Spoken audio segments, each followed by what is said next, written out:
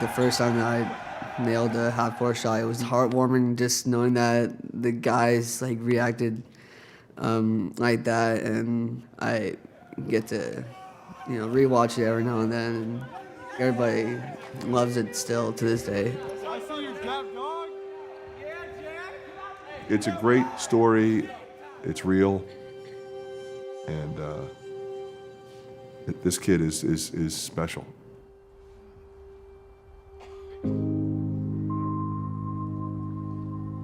Jack was born in New York City when I was working in New York, and we had the opportunity to move here to Toronto.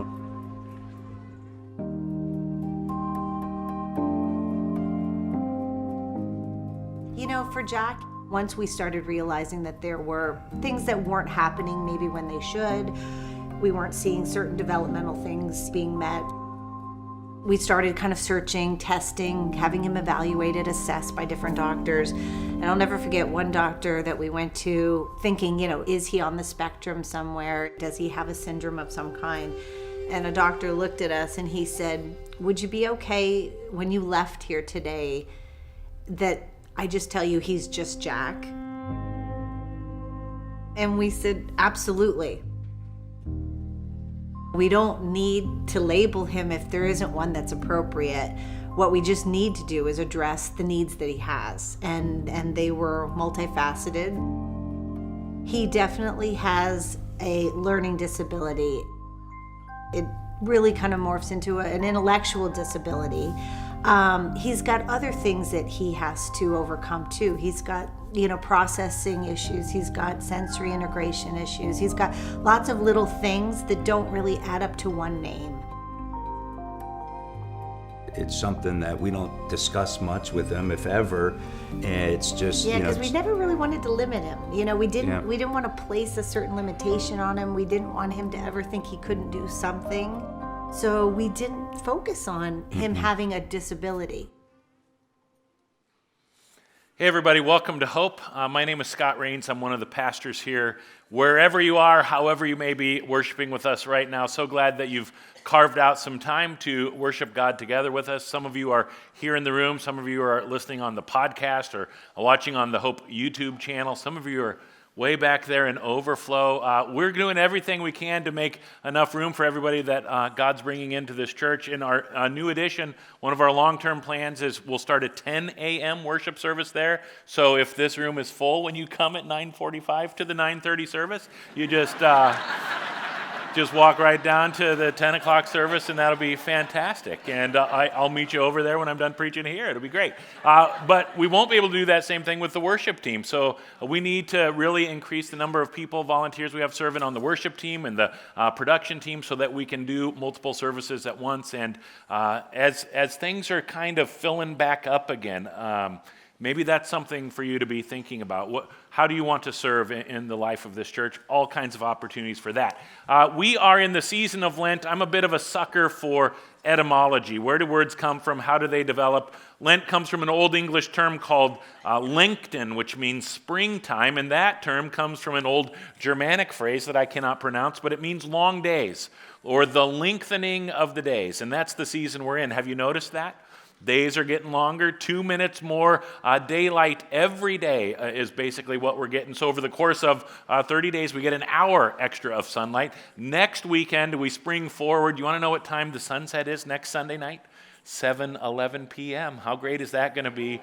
Unless you are those parents who put your kids to bed early, and then it's going to still be light outside when you're putting your kids. Anyway, good luck with that. The season of Lent in the church world is those 40 days. You don't count the Sundays during the 40 days. You just count the other days. And it's from Ash Wednesday, which we just celebrated this last week, all the way to Easter Sunday. And it's a perfect opportunity for us to sort of re-examine things. What is it in our life that matters most? What are the things that we want to focus on? What do we want to shape our life around? And it's a good reminder, these 40 days, that what matters most are the things that last, the things that are eternal. So as we get started today, let's look to the wisdom of Psalm 89. We'll put it up on the screen. Read this out loud with me. I will sing of the Lord's unfailing love forever. Young and old will hear of your faithfulness. Your unfailing love will last forever. Your faithfulness is as enduring as the heavens. Your unfailing love will last forever. The Apostle Paul in the New Testament says 3 things last forever: faith, hope, and love. So the first question I have for you this morning is, how's your faith these days? How's your faith these days? That clip that we watched at the beginning of the message tells the story of Jack Devlin. He is a manager on the men's basketball team, the University of Iowa. He's a senior this year, and this past Monday was the last home game in Iowa City, so it was a senior night, and we will get to last Monday. We'll get to senior night a little bit later in the service.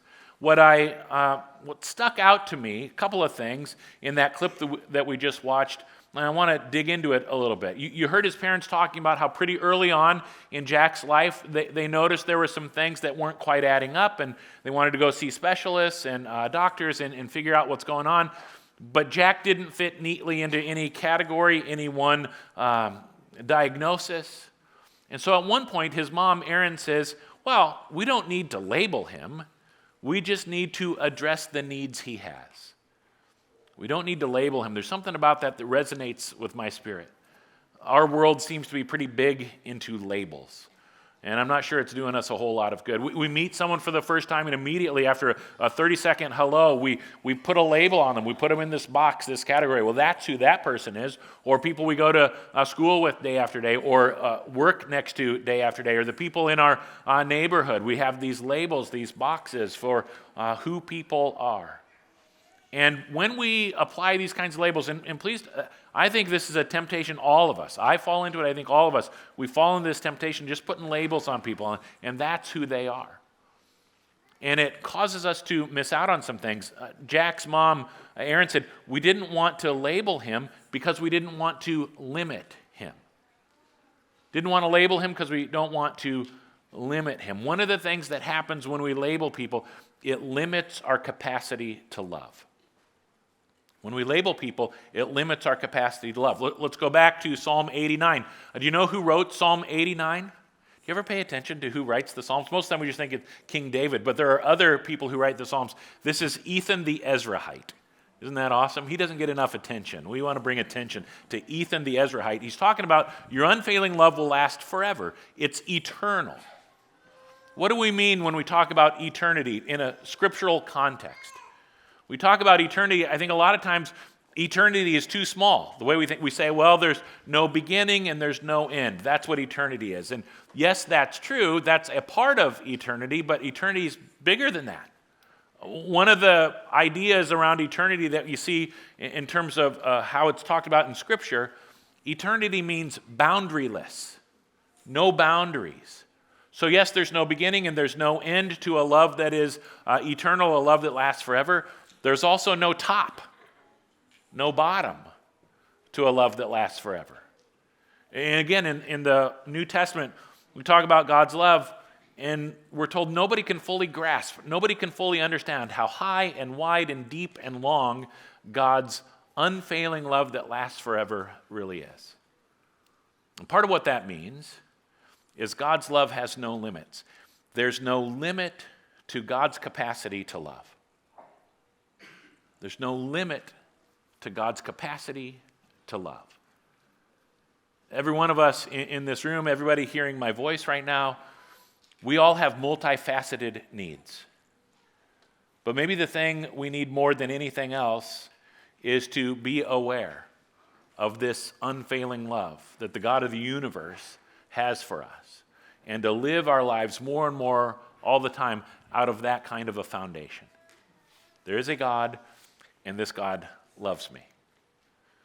The Hebrew Scriptures begin with the account of the creation of the heavens and the earth. You heard it in our Bible reading for today. Genesis chapter 2. Next slide. The Lord God formed the man from the dust of the ground. He breathed the breath of life into the man's nostrils, and the man became a living person. That's a holy moment. And there's also a holy moment later on in Genesis 2 when God creates Eve, and God places Adam and Eve in the Garden of Eden, which is a holy place. It's holy because in the garden, everything's perfect. Sometimes we refer to it as paradise. Everything is happening the way God intends it to happen. Everything's going the way God created it to go. It's holy. And the Hebrew word that gets translated holy is the Hebrew word kadosh. Everybody say kadosh. Kadosh carries with it an idea of a separation. There's something separate. There's something distinct about something that is holy. Something that's holy is special, but not in the way we typically think of it. A lot of times when we're in a church setting and we see the word holy, we kind of jump to the phrase holier than thou, that holiness or kadosh is a way of labeling people. You got a certain kind of people over here, you got a different kind of people over here. That's missing the point when it comes to the scriptural, biblical understanding of holiness. Again, the idea that this image on the screen, I think, helps us. What's the idea that Kadosh is trying to point us to? One of the 10 Commandments is to remember the Sabbath day and keep it holy. Remember the Sabbath and keep it holy. And so the idea is you got the first 6 days of the week, and they're great. God created them. And then at some point you cross a line from day 6 to day 7. And that's what this image is, right? At some point you cross a line and you're in a new kind of place. A new state of being, a new reality. Holiness is pointing us to that idea. Let's keep it in the context of what the Sabbath day is all about. Faithful Jewish people, when they celebrate the Sabbath, they call it Shabbat. And as they get ready to celebrate the Sabbath, one of the first things they do is they pray a prayer of blessing. And the prayer of blessing is called the Kaddish. It comes right from the word kadosh. It's a holiness prayer. And they take some juice, they take some wine, they pour it into a cup, and they pray this prayer of blessing as a way of marking we're now stepping into a new kind of place, a holy place. The first 6 days of the week are over. Now it's the Sabbath. It's Shabbat. One of the things that they pray during the course of the 24-hour period, it begins on Friday at sunset, goes till Saturday at sunset, is the traditional Sabbath. And they pray a prayer called the Amidah. And in the Amidah, you can pray it as an individual, you can pray it as a community of faith, as a family. You pray the Amidah, you hearken back to the matriarchs and the patriarchs, the people who have passed the faith down generation after generation. You go to Isaiah chapter 6, the call of Isaiah, and part of the Amidah is praying through this verse. Let's read this verse together out loud. Holy, holy, holy is the Lord of heaven's armies. The whole earth is filled with his glory. And what's going on here, this is part of the call of Isaiah. God calls to Isaiah, says, I want you to be a prophet. I've got a message I want you to deliver to the people. And part of the call of Isaiah, God gives Isaiah a vision. And Isaiah sees God in the temple in Jerusalem, sitting on a throne, and there are angels flying around Isaiah. And this is what the angels are saying. Holy, holy, holy is the Lord of heaven's army. The whole earth is filled with his glory. I want us to do something. Everybody stand up. We're just going to have a little participatory part of the message right now. I want you to kind of, in your mind's eye, picture, what would this look like if you were given this vision? You see God on the throne in Jerusalem with angels flying around the Lord. My guess is you're not picturing angels correctly. You know what every time an angel appears and interacts with a human being in the scriptures, the first thing the angel says is, do not be afraid. Fear not. Because, there's nothing scarier than a chubby guy wearing a diaper or pulling a bow and arrow. No. Less Cupid, more Rambo. When you think of, holy, holy, holy is the Lord of heaven's armies. And who are the soldiers that make up heaven's armies? Angels. And when they show up, they're fierce and they frighten you. Don't be afraid. Holy, holy, holy is the Lord of heaven's armies. And as the faithful Jewish people are praying the Amidah, every time they get to holy, holy, holy, kadosh, kadosh, kadosh, they go up on their tiptoes. So that's what we're going to do. Practice that. You can put your hands on the chair in front of you if you need to. Lose your balance. Okay. We're going to read through it 3 times. Every time we get to holy, holy, holy, up on our tiptoes. Why? Because it's easy to get into a rut in life, isn't it? It's easy to just kind of day after day, same old, same old. And every once in a while, we need to be reminded there's a God who breaks through the ordinary, the mundane, the everyday, and we have these holy moments. And they're actually happening around us all the time, and a lot of times we miss it. So we get up on our tiptoes to see, is there something I'm not seeing? Is there something that is something I'm missing? 3 times through this. Up on our tiptoes for holy, holy, holy. Ready? Here we go. Holy, holy, holy is the Lord of heaven's armies. The whole earth is filled with his glory. Again, holy, holy, holy is the Lord of heaven's armies. The whole earth is filled with his glory. One more time. Holy, holy, holy is the Lord of heaven's armies. The whole earth is filled with his glory. You can take a seat. Thanks for playing along and experimenting with me in the middle of the message. I love this idea of kadosh for all kinds of reasons, but one of the reasons is this. Does it ever feel to you like life is somehow, disappointing? Not going exactly the way you want it to be going? Do you ever make plans to do something or to get together, and at the end of the day, you're like, man, it just didn't quite live up to my expectations?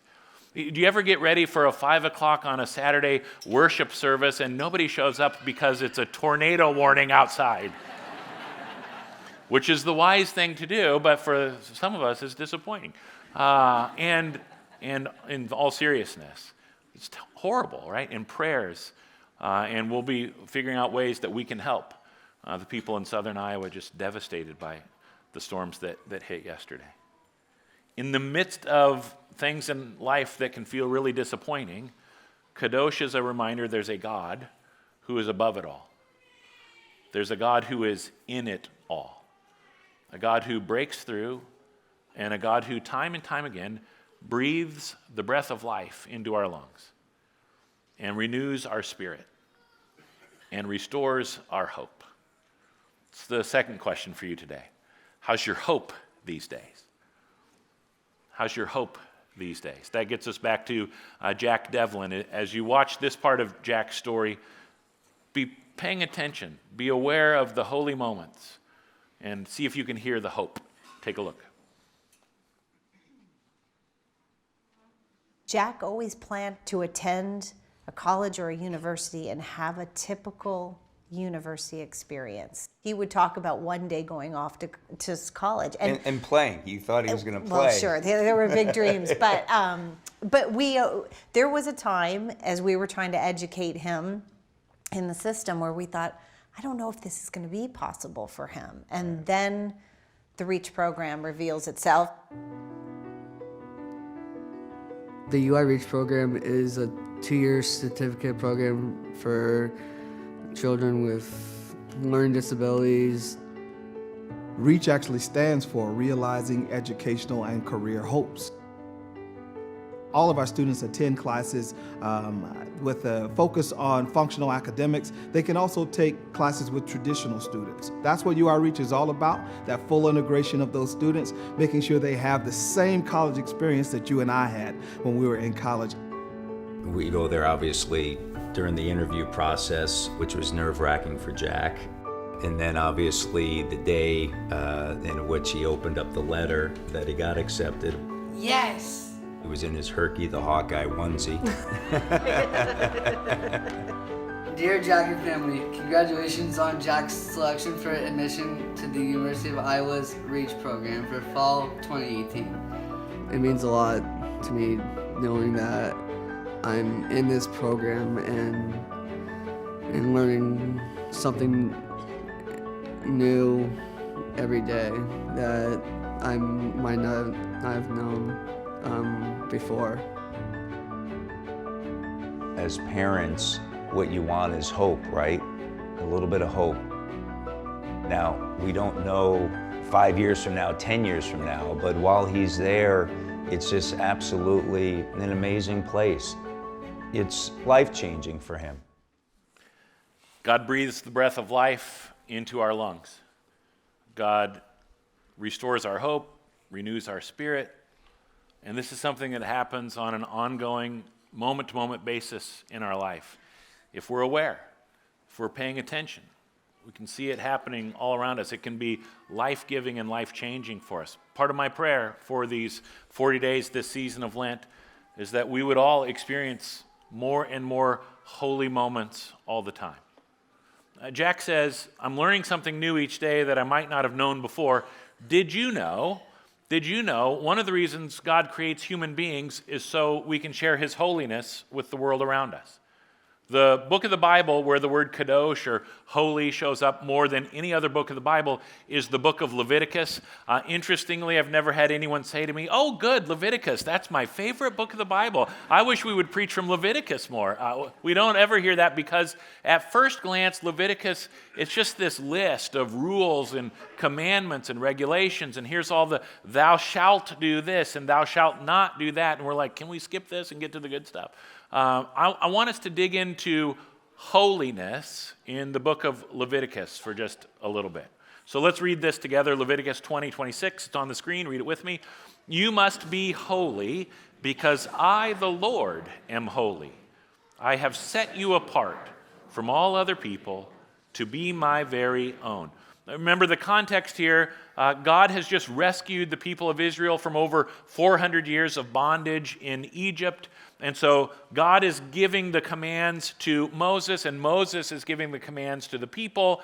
And the commands, the regulations, the rules, the thou shalt nots, one of the ways to think about it, they're moving from bondage to freedom. And so here's God, as they're getting started in their new life in this new community, here's the way to freedom.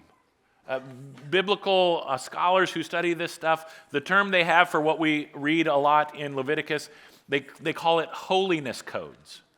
Holiness codes. And they're all about how do you figure out, how do you move into a life of freedom?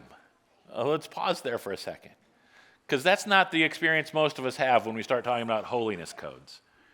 It doesn't feel like freedom. For a lot of us, we've been burned by holiness codes because at some point in our life, someone communicated to us by what they said or how they treated us that we were somehow unholy. What we did, what we said was unholy, and they let us know that we were not enough, we didn't measure up, because we did something they considered unholy. Part of the reason I love Jesus is he's often called unholy in his day. We talked about labels earlier in the message. They're often putting labels on Jesus. One of the favorite labels that the devout and righteous and holy people in Jesus' day would put on Jesus is the label friend of sinners. They just could not understand. What is this guy? He's supposed to be a holy man. What is he doing hanging out with notorious sinners? What's he doing hanging out with unholy people? People who don't follow the holiness code the way we think people should be following the holiness code. So part of what Jesus does is he points out the flaw in the way holiness has been interpreted in the religious world of his day. It's not about labeling people. Instead, maybe think of holiness as always pointing us back to the Garden of Eden. Holiness always points us back to the Garden of Eden, where everything was perfect, everything was the way that God intended it to be. It didn't stay that way for long. Things got broken. And part of what it means to be people of faith is that our eyes are open. We see, we are aware all the time of the things in our life and the things in our world that are broken, that are not the way God intended it to be. And then, powered by God's unfailing love that lasts forever, powered by God's amazing grace, we get to be a part of God's plan for putting the world back together again, redeeming the world. Restoring the world, fixing what's broken, healing what's hurting. So yes, God calls the people of Israel, God sets them apart to be a holy nation, and from the very beginning, Genesis chapter 12, when God calls Abram the father of the nation of Israel, God says to Abraham, through you, through your wife Sarah, through your family, all families, all nations, all people on earth will be blessed. The idea is never holiness is something we keep for ourselves to somehow lift ourselves up. The idea is holiness is something we give away. Holiness is something we share to lift up the people around us. And it's a big part of what we see happening in the holiness codes. Leviticus 19 is one of the places you get a holiness code. Verse 2, God gives us this reminder, be holy because I, the Lord your God, am holy. And then he says this, verse 3, each of you must show great respect for your mother and father. You ever notice the Bible doesn't give us like bullet point specificity? What does that actually look like? What's it look like to show great respect to our mother and father, or to honor your mother and father as it says in the Great Commandments? A lot of times, the way we think about it, because this is what parents say to our kids, you show great respect and you honor me when you do what I ask you to do when I ask you to do it. You show great respect and you honor your parents when you understand parents never make mistakes, parents get it right all the time. And somehow we've become convinced that it is disrespectful to question the beliefs or the actions, the behaviors, the thoughts of parents. Let me give you another way of maybe thinking about this. We're going to get really uncomfortable for about 5 minutes, so just be ready for that. What if the best way for children to show great respect to their parents, to honor their parents, is for children to play the role better than their parents did? What if the best way for me to honor my parents is to parent my children better than my parents parented their children? Don't worry, my mom and dad aren't in the room. They'll be here at 11. So, in our world, judgmental and hierarchical labeling kind of world, you say something like that, and maybe part of what you say, woo, arrogant much, Pastor Scott? Bitter much, Pastor Scott? So let me rephrase the way we're thinking about it. Let me ask you a question that I think will rephrase. So parents in the room, this is for you. Parents in the room, do you hope your children are better at parenting than you are?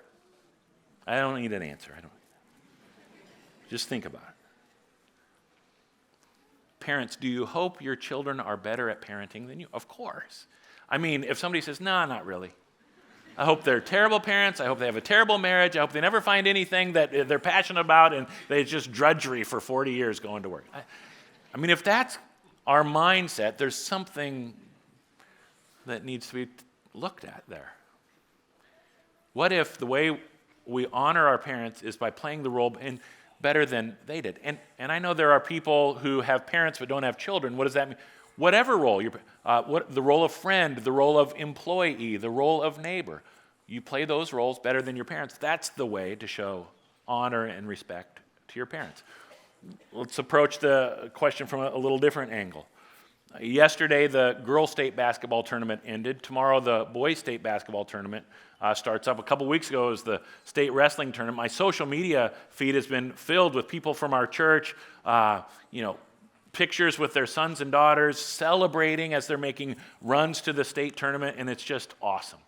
Holding the banners, taking the pictures, and congratulations to the Ballard girls basketball team, the Centennial girls, the Ankeny boys basketball team, the Hoopsters on their runs to the state tournament. I love when my social media feed is filled with this, pictures of parents just celebrating what their children are doing, cheering them on. But I've also noticed something else. Now, this is coming from other schools, the wicked and evil schools that don't go to church at Hope Ankeny. I've seen some pictures of parents holding the state banner, and the kids aren't in the picture. Like the parents are the ones that played the game and made the pass or blocked the shot or made the shot. Like we're supposed to be celebrating the parents for what the kids are doing. I'm going to overstate things to make a point, but I don't think I'm overstating it by much. Instead of cheering on their kids, some parents are competing against their kids. What are they competing for? As our kids experience success in life, as they're achieving, there's attention, there's glory that goes along with that. I see a lot of parents competing for a piece of the attention pie. Instead of cheering on their kids, some parents are competing against their kids. I have friends who are referees, who are officials. I don't know why anyone would sign up to be a ref or an official in our current culture. It's sad. You just get berated for the whole game by parents who are competing for some high school glory. It's really interesting. And I don't just see this in the sports. Our kids are in the music world. Same thing happens there.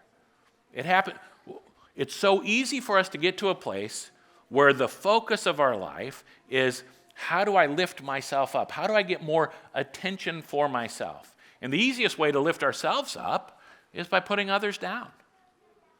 We're called to be holy. We're called to live in a separate, distinct kind of life.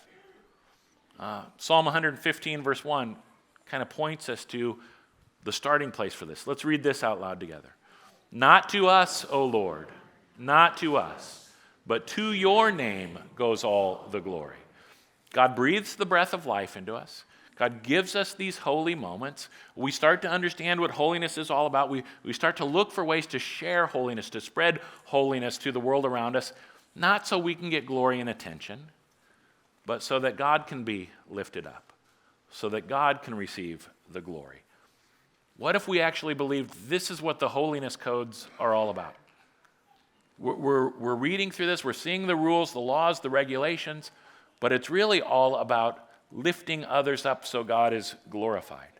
Leviticus 19, verse 9 says, when you harvest the crops of your land, do not harvest the grain along the edges of your fields. Do not pick up what the harvesters drop. It goes on to say the same thing when you're picking the grapes off the vine. Leave them for the poor and the foreigners living among you. Start acting in a way that helps fix what's broken and heals what's hurting, helps lift people up, helps meet needs. Spread your holiness around. Verse 14, do not insult the deaf or cause the blind to stumble. People on the margins of society, people with special needs, absolutely. But really, this is a call for us to be aware, be intentional. What are the needs around me, and how can I step in the direction of meeting those needs, lifting people up? Verse 16, you want to bring holiness into the world? Do not spread gossip. Keeps on going, verse 16, you want to bring holiness to the world?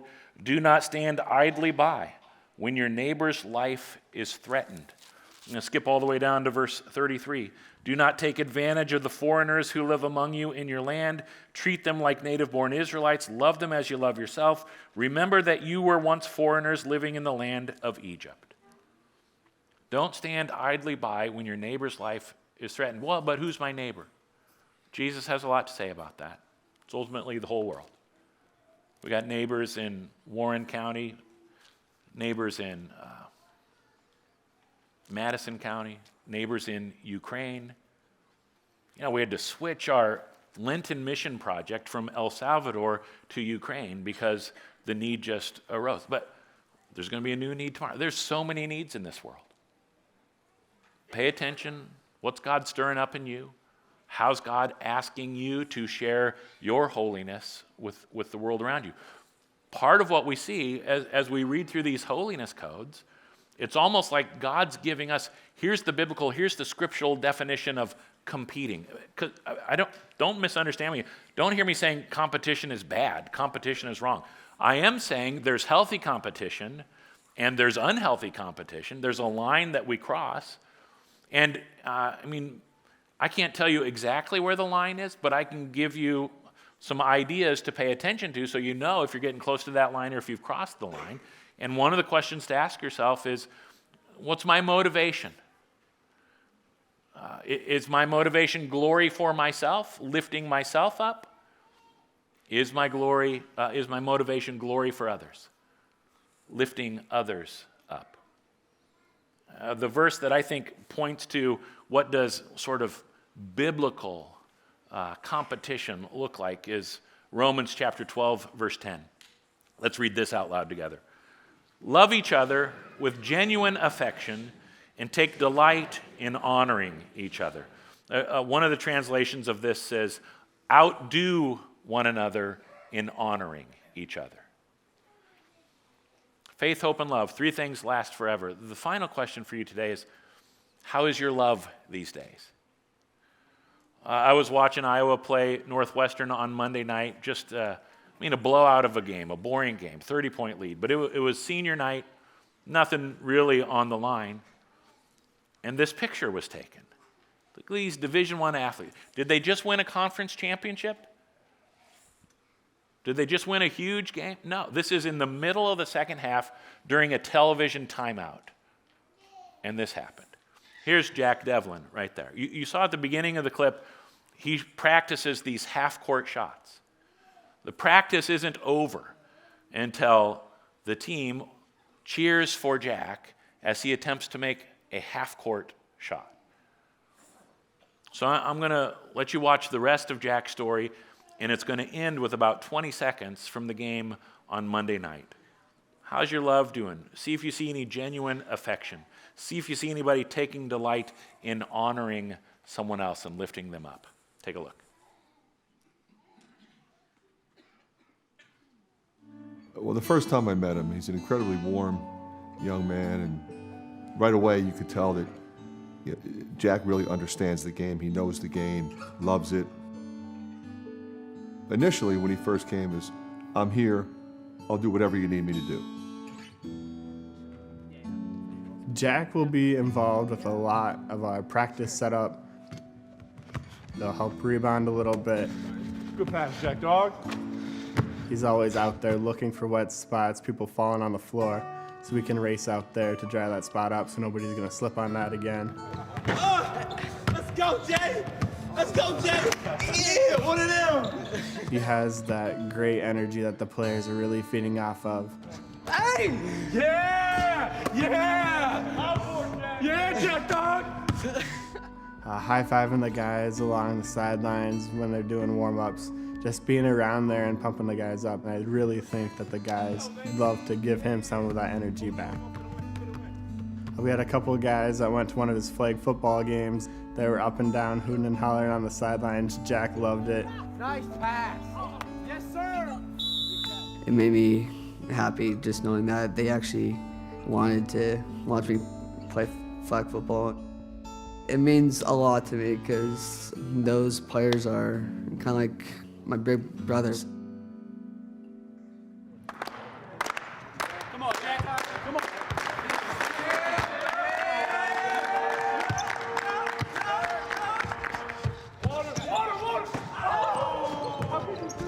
When you see those players reach out to Jack, it gets real emotional, right? You're like, wow. Take your time, Jack Dog. It really takes it to another level.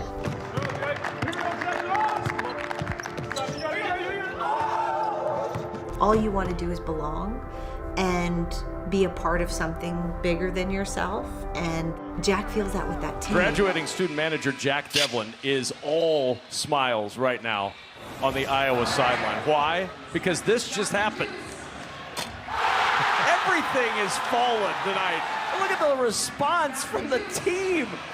This is unbelievable. He hits the half-court shot. The team goes nuts. I mean, they love Jack Devlin on this team. What if the greatest joy in our life was cheering others on? Making sure everybody has what they need. Making sure everybody knows they belong. Everybody knows they are loved. What if we took delight? What if we competed to outdo one another in honoring the people around us? The writer of the book of Hebrews encourages us to run with perseverance the race marked out for us. Fix our eyes on Jesus, the author and perfecter of our faith, who for the joy set before him endured the cross, scorning its shame, and sat down at the right hand of the Father. For the joy set before him, the genuine affection, the delight of saving us, Jesus went to the cross. He sacrificed his life, and we remember that sacrifice when we come to the Lord's table.